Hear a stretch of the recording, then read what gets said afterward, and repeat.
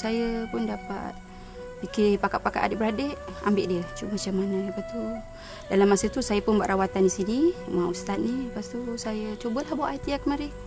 Mula dia tak nak. Macam mana kita paksa, lama kita pujuk. Lepas tu dia kata, kita cuba. Semua Allah yang menentukan, kita cuma ikhtiar. Okay? Lepas tu dia nak saya bawa lah. Betul saya pun buat rawatan sini. Dia bawa pertama kali. Semasa tu dia selama daripada kecil sampai ke besar, dia tak fikir anak lain. Dia mudah penat, cepat pucat. Pucat dia sampai biru, hitam. Pemakanan memang terhad lah.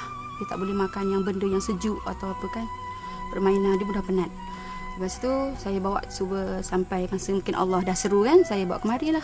Dari ustaz pertama kali dia buat rawatan, selepas ustaz rawat, dia kata memang lain dari yang lain. Dia dah merasakan selama 21 tahun dia tak pernah rasa macam ni. Jika remaja seusianya kini sedang menuntut di kolej ataupun sudah keluar bekerja, dia pula tidak mampu melakukan semua itu kerana masalah yang dihadapinya. Muhammad Azman beruntung kerana ibu saudaranya sanggup menyambung usaha kedua ibu bapanya untuk meneruskan rawatan. Suatu ketika dulu, keyakinannya untuk sembuh hampir pudar. Tetapi kini, berkat surah-surah yang dibaca dan doa yang dipohon, Muhammad Azman sudah berupaya melalui kehidupan hariannya tanpa kesakitan. Tadi pagi, habis rawatan yang kedua, pagi tadi dia boleh naik basikal keliling bawah plat rumah mak saudara dia. Tak tahu berapa kali lah dia kata tak sesak macam selalu. Rasa kita pun gembira lah, alhamdulillah. Mungkin dah ini ubat dia mungkin kan, Allah izinkan. Sebab saya yakin, saya pun mengalami sakit yang serius juga kan. Tapi banyak ikhtiar, banyak usaha. Tapi alhamdulillah kat sinilah jumpa ubatnya. Sayyidatul Amira binti Muhammad Rapi dikenal pasti menghidapi jantung berlubang sejak lahir, dan kini kesannya semakin ketara hingga kadangkala mengganggu pembelajarannya. Anak saya ni, Sayyidatul Amira, mula disahkan sakit jantung sejak lahir lagi lah. Yes, pada masa tu jantungnya tak berapa kritikal. Bila dia buat eko, didapati lubangnya kecil saja. Ya.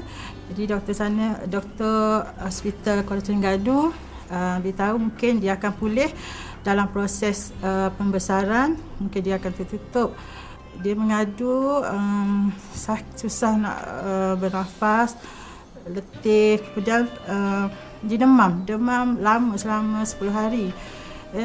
Kemudian apabila saya bawa ke hospital, doktor sana mengesahkan lubang jantungnya semakin besar dan paru-parunya telah dijangkiti kuman. Kemudian dia terus dimasukkan ke ward selama sebulan untuk diberi rawatan antibiotik. Selepas tu dirujuk ke IGN. Semasa di IGN, dia buat eko sekali lagi dan doktor sana memberitahu pembuluh darah dia juga sempit. Jadi sekarang ni jantungnya ada dua masalah lah. Satu, jantung berlubang dan juga salurnya sempit.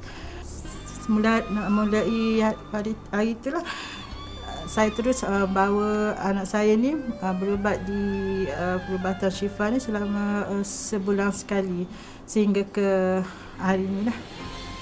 Selama ini, kedua orang tua Sayyidatul Amira sentiasa berdoa dan berharap agar lubang pada jantung yang dihidapinya semenjak lahir akan tertutup seiring dengan proses pembesarannya. Namun mereka juga sedar bahawa kesembuhan itu adalah urusan Allah Subhanahu wa Ta'ala. Dan sejak akhir-akhir ini, keadaan kesihatan Sayyidatul Amira membimbangkan mereka. Dia telah dibawa menjalani rawatan di hospital dan dalam masa yang sama, mereka juga membawanya untuk menjalani rawatan alternatif. Amanah tu setakat ni saya rasa dah dibagi ayat Al-Quran untuk dibaca, kemudian minum air tu je lah, air yang Ustaz bagi tu. Muhammad Azman dan Sayyidatul Amira adalah pesakit jantung berlubang sejak lahir. Dalam rawatan ini, saya telah melakukan pembedahan cara batin dengan menyentuh bahagian dada pesakit. Pembedahan ini dilakukan tanpa menggunakan pisau dan sebagainya, tapi dilakukan secara simbolik. Bagi pesakit